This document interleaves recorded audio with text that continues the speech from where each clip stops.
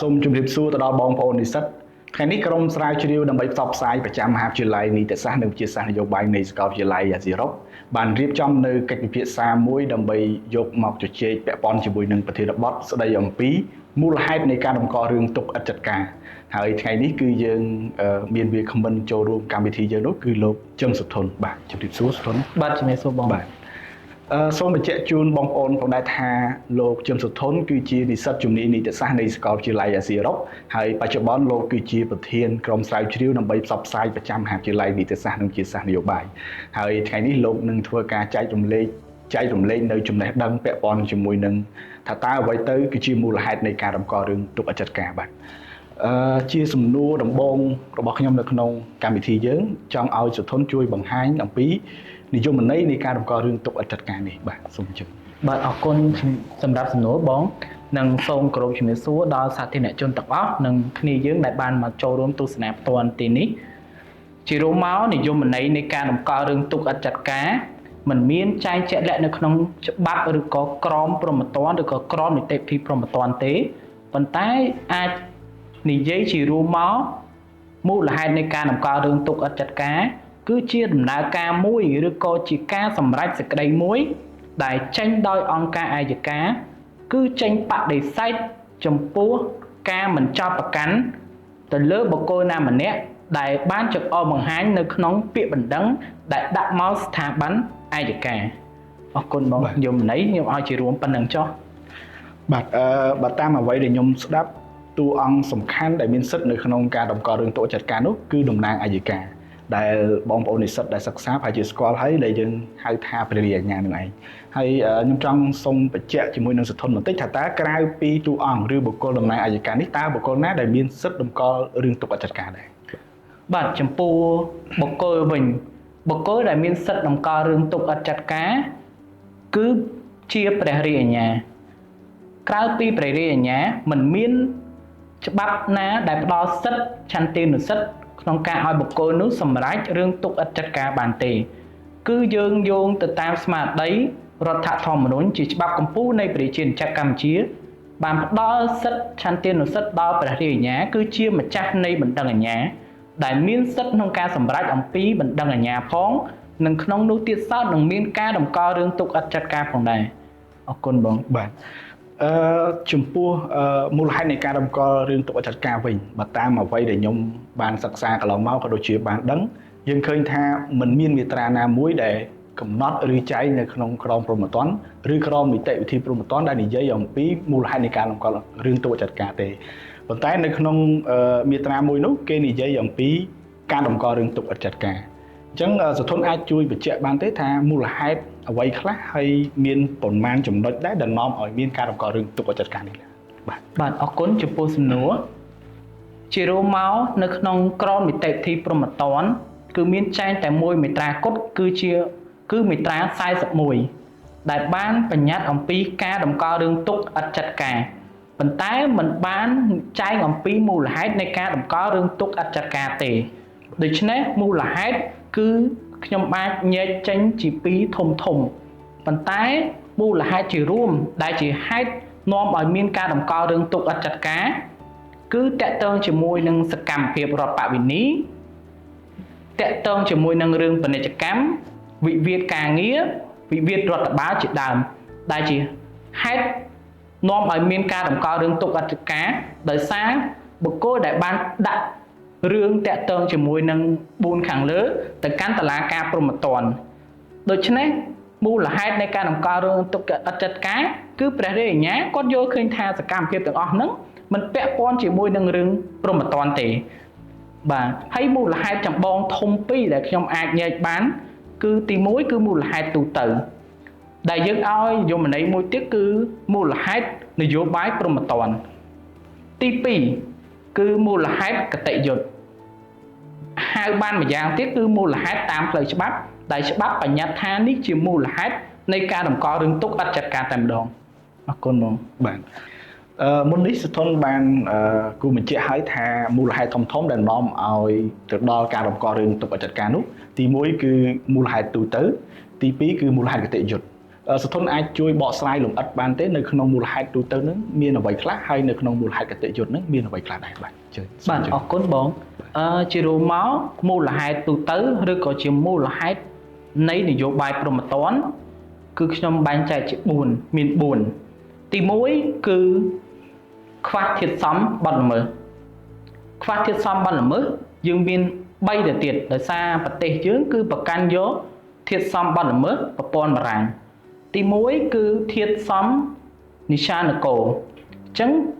ការខ្វះធាតុសំនិច្ឆានគរគឺជាការខ្វះធាតុសំច្បាប់អញ្ចឹងក្នុងករណីនេះខ្ញុំសូមបញ្ជាក់ថាមូលហេតុដែលខ្វះធាតុសំនិច្ឆានគរគឺមានចែងកំណត់នៅក្នុងមាត្រា3ដែលឲ្យនិយមន័យថាមានតែអំពើដែលបង្កើតបានជាបទល្មើស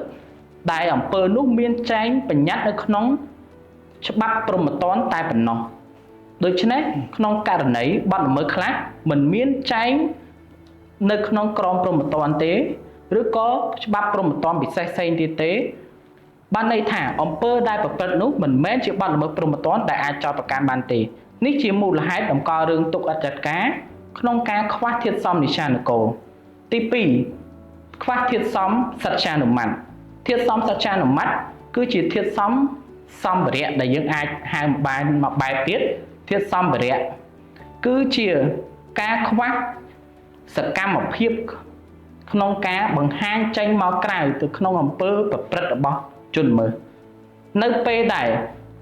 បុគ្គលម្នាក់គ្រាន់តែគិតក្នុងចិត្តថាចង់ប្រព្រឹត្តបទល្មើសចង់រំលោភចង់លួច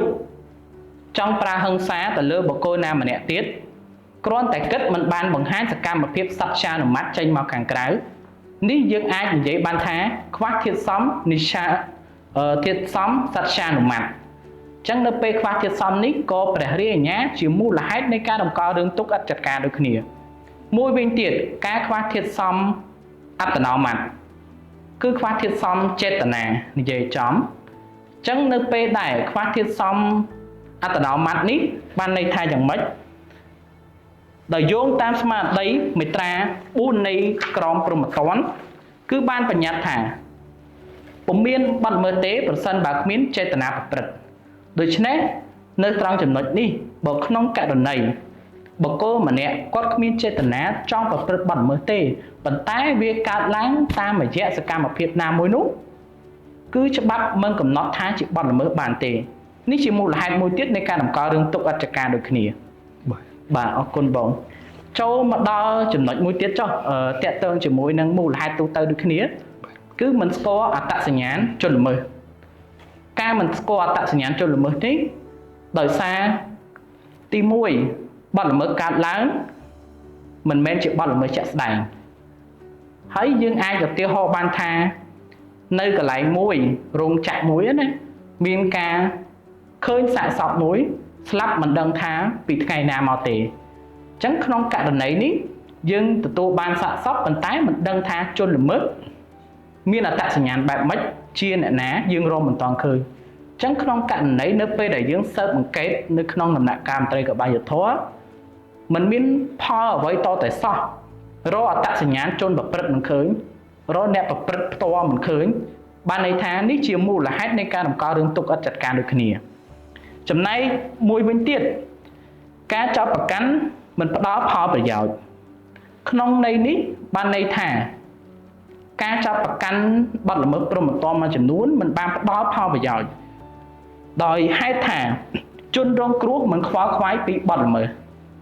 ទី2តកតងជាមួយការស៊ើបអង្កេតមិនបានផលឬក៏ផ្ទះសនកម្មតិចតួចផ្ទះសនកម្មតិចតួចបានន័យថាអំពើដែលគាត់បានធ្វើវាខូចខាតតិចតួចទៅកាន់ទ្រព្យសម្បត្តិរបស់គាត់រូបរាងកាយរបស់គាត់ខ្ញុំឧទាហរណ៍ថាតកតងជាមួយនឹងលួចបិចម្ដងវាយមកកភ្លៀងវាតិចតួចអញ្ចឹងជាមូលហេតុនៃការតម្កល់រឿងទុក្ខអចិន្ត្រការដែរ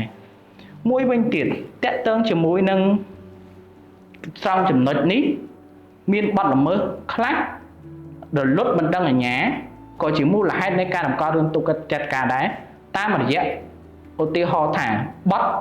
ជេរប្រមាថជាសាធារណៈបទបរិហាកេរ្តិ៍ជាសាធារណៈបទពីរនេះគឺវានឹងរលត់មិនដឹងអាជ្ញានៅពេលដែល ជនរងគ្រោះដកពាក្យបណ្ដឹងអញ្ចឹងក្នុងករណីនេះការណាដកពាក្យបណ្ដឹងគឺជាមូលហេតុនៃការតម្កល់រឿងទុកអត្តការដោយព្រះរាជអាជ្ញាដូចគ្នាបាទអរគុណហើយមួយវិញទៀតខ្ញុំសូមបញ្ជាក់ដែរជំរើសផ្សេងក្រៅពីការចោទប្រកាន់ដូចគ្នាយើងអាចមើលឃើញពីរទី1តកតងជាមួយនឹងការអនុវត្តវិធានបង្វែរនៅក្នុងច្បាប់ស្តីពីយុត្តិធម៌អនិច្ចជនវិធាននៃការបង្វែរនេះគឺយើងប្រើនៅពេលដែលតុលាការសម្រេចអនុវត្តវិធានបង្វែរគឺព្រះរាជអាជ្ញាយកមូលហេតុនេះជាការតម្កល់រឿងទុកអត្តការដូចគ្នាហើយការអនុវត្តវិធានបង្វែរនេះគឺមានចែងនៅក្នុងច្បាប់ស្តីពីយុត្តិធម៌អនិច្ចជនដែលមានចែងនៅក្នុងជំពូក10មាត្រា60រហូតដល់មាត្រា71មួយវិញទៀតគឺតកតងជាមួយនឹងការបង្ខំឲ្យព្យាបាលនៅក្នុងបទល្មើសគ្រឿងញៀនគឺជាមូលហេតុមួយដែរនៅក្នុងការតម្កល់រឿងទុកអត្តការដែលយើងឃើញនៅក្នុងច្បាប់ស្តីពីការត្រួតពិនិត្យគ្រឿងញៀនបាទអានេះជាមូលហេតុទូទៅចំពោះមូលហេតុកតេយុត្តឬក៏មូលហេតុផ្លូវច្បាប់វិញគឺមានចំនួន5ដែលយើងសង្កេតឃើញទី1ជនដែលមានអភ័យឯកសិទ្ធិជនដែលមានអភ័យឯកសិទ្ធិគឺជាមូលហេតុនៃការតម្កល់រឿងទុកអត្តការដូចគ្នាទី1គឺបែងចែកទៅលើអ្នកជនដែលមានអភ័យឯកសិទ្ធិពិសេសខ្ញុំអាចឲ្យបានថាគឺព្រះមហាក្សត្រអង្គព្រះមហាក្សត្រគឺអ្នកដែលអង្គដែលមានអភ័យឯកសិទ្ធិពិសេសរួចផុតទាំងអស់នេះជាមូលហេតុនៃការតម្កល់រឿងទុកអត្តការទី2អភ័យឯកសិទ្ធិសភារដ្ឋសភាប្រសិទ្ធិឬក៏មួយវិញទៀតតកតមួយអភ័យឯកសិទ្ធិទាំងអស់នេះដែលមានចែងនៅក្នុងអនុសញ្ញាទីក្រុងវីយ៉ែនស្តីពីទំនាក់ទំនងការទូតរាប់ទាំងមន្ត្រីទូតរាប់ទាំងបុគ្គលិកទូតគឺសិទ្ធិតែអ្នកមានអភ័យឯកសិទ្ធិប៉ុន្តែក្នុងអភ័យឯកសិទ្ធិទូទៅនេះមិនបានដាច់ខាតទេឧទាហរណ៍ថាអភ័យឯកសិទ្ធិតំណាងរាស្ត្រសភានិងរដ្ឋសភានិងព្រឹទ្ធសភាសមាជិកគាត់បានប្រព្រឹត្តបទល្មើសណាមួយគឺគាត់មានអភ័យឯកសិទ្ធិប៉ុន្តែក្នុងការចាប់ប្រកាន់បានលុះត្រាតែរដ្ឋសភាធ្វើការបោះឆ្នោតអនុម័តជាសម្លេង2/3ក្នុងការដកអភ័យឯកសិទ្ធិដូច្នេះជាមូលហេតុដែលបរិញ្ញាអាចចាប់ប្រកាន់បានត្រង់ចំណុចហ្នឹងមិនដាច់ខាតទេប៉ុន្តែវាក៏ជាមូលហេតុនៃការតម្កល់រឿងទុកអត្តការដូចគ្នាបាទយើងទៅមួយវិញទៀតគឺជាមូលហេតុនៃការរំលត់មិនដឹងអាជ្ញាមូលហេតុនៃការរំលត់មិនដឹងអាជ្ញាយើងឃើញចែងនៅក្នុងមាត្រា7មាត្រា8នៃក្រមនីតិវិធីព្រហ្មទណ្ឌមូលហេតុនៃការរំលត់មិនដឹងអាជ្ញាគឺទី1មរណភាពនៃជនល្មើសព្រោះក្នុងគោលការណ៍នីតិព្រហ្មទណ្ឌគឺយើងត្រូវការគឺជាគោលការណ៍អប់រំកែប្រែធ្វើសមាហរណកម្មចូលក្នុងសង្គមទទួលបានធនធានមនុស្សជួយអភិវឌ្ឍសង្គមនៅពេលដែលបុគ្គលដែលបានប្រព្រឹត្តបទល្មើសត្រូវបានទទួលមរណភាពមុនពេលដែលប្រព្រឹត្តឬក៏ពេលប្រព្រឹត្តហើយដូច្នេះយើងមិនអាចយកសាកសពមកផ្ដន្ទាទោសដាក់ពន្ធនាគារបានទេដោយយកហេតុថាមិនមានផលប្រយោជន៍អីជួយទៅសង្គមវិញទី1ទី2ការផុតអាជ្ញានុកាលគឺជាមូលហេតុកតេយុត្តមួយដែរការផុតអាជ្ញានុកាលមាន2ទៅទៀតការផុតអាជ្ញានុកាលនៃទោសនិងការផុតអាជ្ញានុកាលនៃបទល្មើសការផុតអាជ្ញានុកាលនៃបទល្មើសនៅក្នុងករណីបទឧក្រិដ្ឋគឺមានរយៈពេល15ឆ្នាំបទមជ្ឈិមគឺមានរយៈពេល5ឆ្នាំបទលហុមានរយៈពេល1ឆ្នាំក្នុងករណីដែលហួសអាជ្ញានុកាលនេះគឺព្រះរាជអាជ្ញាយកមូលហេតុនេះជាការតម្កល់រឿងទុកអត្តការដែរដោយមូលហេតុថារំលត់មិនដឹងអាជ្ញាតាមរយៈអាជ្ញានុកាលបាទមួយវិញទៀតគឺការលើកលែងទោសជាទូទៅក៏ជាមូលហេតុនៃការរំលត់មិនដឹងអាជ្ញាដូចគ្នាការលើកលែងទោសជាទូទៅជារួមមកគឺជាឆន្ទានុសិទ្ធិរបស់អង្គព្រះមហាក្សត្រឬក៏តាមរយៈការស្នើពីនាយករដ្ឋមន្ត្រីក្នុងការលើកលែងទោសទៅកាន់ទណ្ឌិតណាមួយឲ្យរួចផុតពីការអនុវត្តទោសតែម្ដងត្រង់ចំណុចនេះគឺជាមូលហេតុនៃការតម្កល់រឿងទុកអត្តការដូចគ្នាដោយសារមូលហេតុនៃការរំលត់មិនដឹងអាជ្ញាមួយវិញទៀតគឺនិរេកនៃច្បាប់ព្រហ្មទណ្ឌក៏ជាមូលហេតុដូចគ្នានិរេកបានន័យថាម៉េចនៅត្រង់ន័យនេះបានន័យថាច្បាប់មួយឧទាហរណ៍ថាបទល្មើសលួចទៅចោះបទល្មើសលួចកំពុងនៅជាធរមានប៉ុន្តែនៅពេលសកម្មភាពបុគ្គលម្នាក់បានប្រព្រឹត្តបទល្មើសលួច តែក្នុងកំឡុងពេលហ្នឹងច្បាប់តាក់ទងជាមួយនឹងបទល្មើសលួចហ្នឹងត្រូវបាននិរាករអញ្ចឹងក្នុងករណីនេះច្បាប់នេះនិរាករគឺជាមូលហេតុនៃការតម្កល់រឿងទុកអត្តការនៅក្នុងការរលត់បណ្ដឹងអាជ្ញាដូចគ្នាចំណែកមួយវិញទៀតគឺជាអាជ្ញាអស់ជំនុំអាជ្ញាអស់ជំនុំនៅក្នុងន័យនេះដែលជាមូលហេតុនៃការតម្កល់រឿងទុកអត្តការដូចគ្នាគឺបានន័យថាបើសិនព្រះរាជអាជ្ញាគាត់ពិនិត្យមើលទៅពាក្យបណ្ដឹងឬក៏បកគោដែលចំអកបង្ហាញនៅក្នុងពាក្យបណ្ដឹងមានការធ្លាប់ជំនុំជម្រះទៅលើរឿងហេតុនឹងហើយចេញសារក្រមស្ថាពរដល់ទាទោសរួចហើយគាត់មិនសុខចិត្តគាត់ទៅប្តឹងមួយសារទៀតដល់ពិនិត្យមើលទៅបកគោនឹងដែរអង្គហេតុរឿងហេតុនឹងដែរបានន័យថានេះគឺជាគោលការណ៍អាជ្ញាអស់ជំនុំនៅក្នុងការរំលត់បណ្ដឹងអាជ្ញាមិនជាមូលហេតុនៃព្រះអាជ្ញាធ្វើការតម្កល់រឿងទុកអត្តការដូចគ្នាបាទយើងចូលទៅកាន់មាត្រា8វិញនៃក្រមនីតិវិធីព្រហ្មទណ្ឌតកតងជាមួយ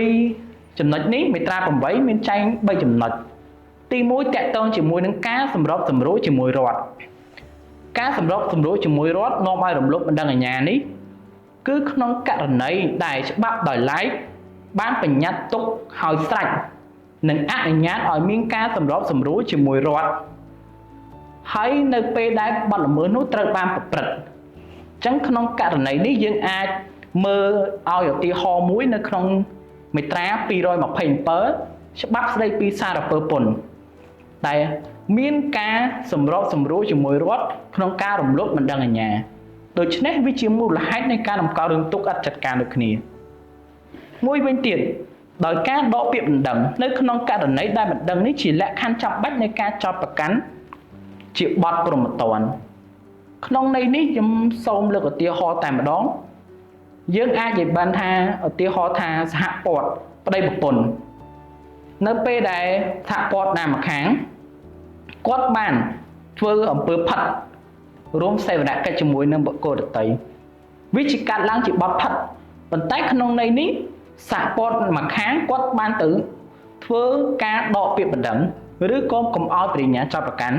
ក្នុងន័យនេះគឺជាមូលហេតុនៃការតម្កល់រឿងទុកអត្តការដែរដែលច្បាប់បានបញ្ញត្តិទុកនៅក្នុងការរំលោភបណ្ដឹងអាជ្ញាចំណែកមួយវិញទៀតដោយការបង់ប្រាក់ពិន័យសរុបឬពិន័យសម្របសម្រួលក្នុងន័យនេះតកតងជាមួយនឹងការបង់ប្រាក់ពិន័យសរុបតកតងជាមួយនឹងបទល្មើសចរាចរណ៍បទល្មើសចរាចរណ៍យើងតែងឃើញថាការពិន័យជាបទរហូតជាដើមក្នុងការបង់ប្រាក់ពិន័យសរុបគឺបង់ជាលុយអីចឹងណាបងហ្នឹងហើយអាហ្នឹងគឺជាមូលហេតុដូចគ្នាតកតងជាមួយនឹងការបង់ប្រាក់ពិន័យសម្របសម្រួលយើងអាចទៅមើលនៅក្នុងច្បាប់ស្តីពីកយមានចែងអំពីបញ្ញត្តិនឹងដែរអញ្ចឹងរាល់សកម្មភាពដែលមានចែងបែបហ្នឹងគឺជាមូលហេតុកតិយុត្តដែលជាមូលហេតុនៃការតម្កល់រឿងទុកអត្តការដែលព្រះរាជអាជ្ញាអាចយកជាសំអាងបានបាទមួយវិញទៀតមូលហេតុកតិយុត្តដូចគ្នាតកតងជាមួយនឹងអនិច្ចជនដែលមានអាយុក្រោម14ឆ្នាំគឺដាច់ខាតតែម្ដងត្រង់នេះបានន័យថាអនិច្ចជនដែលមានអាយុក្រោម14ឆ្នាំមិនអាចត្រូវបានចោទប្រកាន់ពីបទល្មើសណាមួយទេជាមូលហេតុនៃការតម្កល់រឿងទុកអត្តការដូចគ្នាចំណែកចំណុចមួយវិញទៀតគឺមូលហេតុនៃការ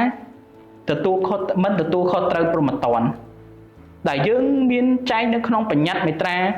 31មាត្រា32មាត្រា33មាត្រា34មាត្រា35មាត្រា